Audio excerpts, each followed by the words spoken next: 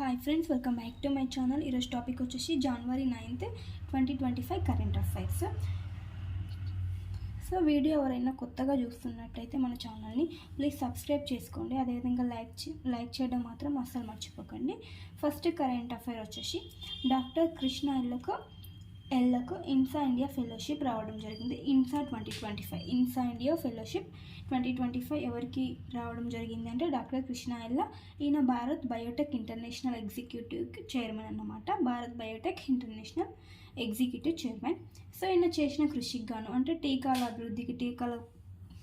అభివృద్ధికి అండ్ అదేవిధంగా శాస్త్రీయ పరిశోధనలో ఈయన చేసిన కృషికి గాను ఈ ఫెలోషిప్ అనేది రావడం జరిగింది, గుర్తుంచుకోండి. నెక్స్ట్ కరెంట్ అఫైర్ వచ్చేసి మగదోమ వీర్యంలో విషం. ఇదేంటంటే డెంగీ మలేరియా వ్యాధులకి కారణమైన ఆడుదోమలను అంతం చేయడం కోసం ఈ మగదోమ వీర్యంలో విషాన్ని ఉత్పత్తి చేస్తున్నారనమాట. అంటే విషపూరిత ప్రోటీన్లను ఉత్పత్తి చేసి ఆడుదోమలను అంతం చేస్తారన్నమాట. సో దీన్ని ఏ శాస్త్రవేత్తలు అభివృద్ధి చేస్తున్నారంటే ఆస్ట్రేలియాకు చెందిన మెకార్వే వర్సిటీ శాస్త్రవేత్తలు ఈ ప్రయోగాన్ని చేస్తున్నారనమాట. ఇది ఇంకా ప్రయోగ దశలోనే ఉంది, ఇంకా పూర్తవ్వలేదు. అంటే మగదోమ వీర్యంలో విషపూరిత ప్రోటీన్లను ఉత్పత్తి చేసి తద్వారా ఆడుదోమలను చంపడం జరుగుతుందన్నమాట. సో ఆస్ట్రేలియా యూనివర్సిటీ అయినటువంటి మెకార్వే వర్సిటీ శాస్త్రవేత్తలు దీన్ని ప్రయోగ దశలో ఉంది, ఇది ఇంకా పూర్తవ్వలేదు. నెక్స్ట్ వచ్చేసి January 9th స్పెషాలిటీ ఏంటంటే ప్రవాసీ భారతీయ దివస్ January 9th. సో దీని యొక్క స్పెషాలిటీ ఏంటంటే 1915 January 9న మహాత్మా గాంధీ స్వదేశానికి అంటే దక్షిణాఫ్రికా నుండి భారతదేశానికి వచ్చిన రోజునే మనం ప్రవాసీ భారతీయ దివస్ని జరుపుకుంటున్నాం. సో ఈ ప్రవాసీ భారతీయ దివస్ని ఏ ఇయర్ నుంచి జరుపుకుంటున్నారంటే 2003 సంవత్సరం నుండి జరుపుకుంటున్నారన్నమాట. సో ఇప్పుడు 18th ప్రవాసీ భారతీయ దివస్ని ఏ రాష్ట్రం అంటే ఒడిశా రాష్ట్రంలోని భువనేశ్వర్లో ఈ దివస్ అనేది జరుగుతుందన్నమాట. 8th నుంచి 10th వరకు ఈ మధ్య తేదీలలో ఈ ప్రవాసీ భారతీయ దివస్ని జరుపుతున్నారు. సో 2023 నుంచి వచ్చేసి విదేశీ మంత్రిత్వ శాఖ ఈ దివస్ని జరుపుతుందన్నమాట. 2023 నుంచి ఏ శాఖ ఆధ్వర్యంలో జరుగుతుందంటే విదేశీ మంత్రిత్వ శాఖ ఆధ్వర్యంలో జరుగుతుందని గుర్తుంచుకోండి. నెక్స్ట్ కరెంట్ అఫైర్ వచ్చేసి షేక్ హసీనా వీసా గడువును పొడిగించిన భారత ప్రభుత్వం. షేక్ హసీనా వీసా గడువును పొడిగించిందన్నమాట. అంటే బంగ్లాదేశ్ నుండి మన దేశానికి వచ్చిన బంగ్లాదేశ్ మాజీ ప్రధాని ఎవరు? షేక్ హసీనా. సో 2024లో ఈమె తన పదవిని కోల్పోయి మన భారతదేశానికి రావడం జరిగింది. ఎందుకంటే అక్కడ రిజర్వేషన్ అంశంపై తీవ్ర అల్లర్లు అనేవి రావడం జరిగిందన్నమాట బంగ్లాదేశ్లో. సో తద్వారా తమ పదవిని కోల్పోయింది షేక్ హసీనా. సో ప్రజెంట్ బంగ్లాదేశ్లో తాత్కాలిక ప్రభుత్వం అనేది నడుస్తుంది. ఎవరు అధ్యక్షుడిగా ఉన్నారంటే మహమ్మద్ యూనస్ అనే అతను తాత్కాలిక అధ్యక్షుడిగా ఉన్నారు బంగ్లాదేశ్కి. సో ఈయన నోబెల్ బహుమతి గ్రహీత అన్నమాట. సో బంగ్లాదేశ్లో షేక్ హసీనా బంగ్లాదేశ్ నుంచి వచ్చిన తర్వాత బంగ్లాదేశ్లో తీవ్ర అల్లర్లు అనేవి జరిగినాయి. సో అందులో మైనారిటీలను అదేవిధంగా హిందువులపై తీవ్రంగా దాడులు అనేవి జరిగినాయి. సో ఈ దాడులు జరిగినా కూడా మహమ్మద్ యూనస్ ప్రభుత్వం ఏమీ చేయలేకపోతుంది, కట్టడి చేయలేకపోతుంది బంగ్లాదేశ్ పౌరులు అనమాట. సో గుర్తుంచుకోండి, మన పక్క దేశాలలో ఏం జరుగుతుందో కూడా తెలుసుకోవడం చాలా ఇంపార్టెంట్ కరెంట్ అఫైర్స్ టాపిక్లో. ఈ శ్రమ్ పోర్టల్ ఇప్పుడు 22 షెడ్యూల్డ్ భాషలలో మనకు అందుబాటులో ఉంటుందన్నమాట. ఈ శ్రమ్ పోర్టల్ అని వచ్చేసి సో ఈ శ్రమ్ పోర్టల్ని కేంద్ర కార్మిక ఉపాధి మరియు యువజన వ్యవహారాలు క్రీడల మంత్రి అయినటువంటి మన్సుఖ్ మాండవీయ దీన్ని ప్రారంభించారు. 22 భాషల్లో అమలైనటువంటి ఈ శ్రమ్ పోర్టల్ని ఎవరు ప్రారంభించారంటే మన్సుఖ్ మాండవీయ ప్రారంభించడం జరిగింది. సో ఇంతకుముందు ఎన్ని భాషల్లో ఈ పోర్టల్ అవైలబుల్లో ఉందంటే ఇంగ్లీష్, హిందీ, కన్నడ మరియు మరాఠీ భాషల్లో మాత్రమే ఈ పోర్టల్ అనేది అమల్లో ఉందన్నమాట. సో ఇది ఎప్పుడు స్టార్ట్ చేశారంటే ఈ శ్రమ్ పోర్టల్ని 2021 ఇయర్లో స్టార్ట్ చేయడం జరిగింది ఈ శ్రమ్ పోర్టల్ని. సో ప్రజెంట్ ఇది ఏ మంత్రిత్వ శాఖ ఆధ్వర్యంలో నిర్వహిస్తారంటే దీన్ని కార్మిక మరియు ఉపాధి మంత్రిత్వ శాఖ నిర్వహిస్తుంది ఈ శ్రమ్ పోర్టల్ని. ఇదేంటంటే ఈ శ్రమ్ పోర్టల్ అసంఘటిత రంగ కార్మికులకు సామాజిక భద్రత కల్పిస్తుంది అండ్ అదేవిధంగా ప్రభుత్వ ఉపాధి పథకాలను గురించి తెలియజేస్తుంది అసంఘటిత రంగ కార్మికులకు. అంటే వారికి ఎలా తెలుస్తుందంటే వాళ్ళు ఈ శ్రమ్ పోర్టల్లో నమోదు అవ్వాలన్నమాట. అంటే రిజిస్టర్ అయితే వాళ్ళకి సామాజిక భద్రత కల్పించడమే కాకుండా ప్రభుత్వ ఉపాధి పథకాల గురించి వాళ్ళకి ఇన్ఫర్మేషన్ అనేది తెలుస్తుంది ఈ శ్రమ్ పోర్టల్ ద్వారా.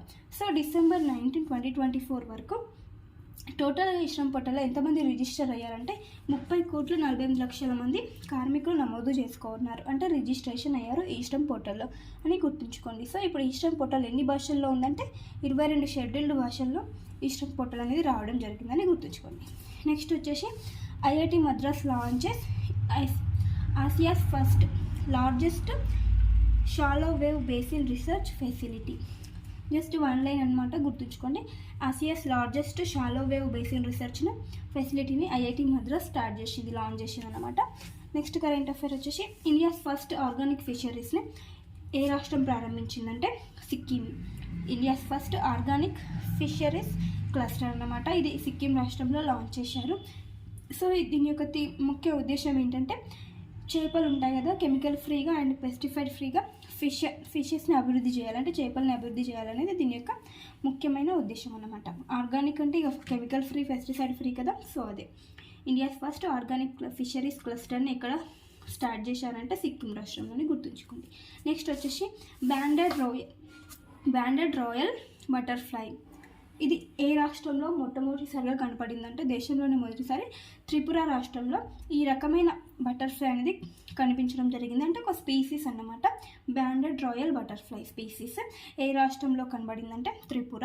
ఎక్కడ అంటే సెఫాహిజలా శాంక్చురీ, త్రిపుర రాష్ట్రంలోని సెఫాహిజలా శాంక్చురీలో ఇది కనబడిందన్నమాట ఈ స్పీసీస్. దీని యొక్క సైంటిఫిక్ నేమ్ ఏంటంటే రచానే జతీంద్ర ఇంద్ర, రచానే జతీంద్ర ఇంద్ర దీని యొక్క సైంటిఫిక్ నేమ్ కూడా గుర్తుంచుకోవడానికి ట్రై చేయండి. బ్యాండెడ్ రాయల్ బటర్ఫ్లై ఏ రాష్ట్రం అంటే త్రిపుర.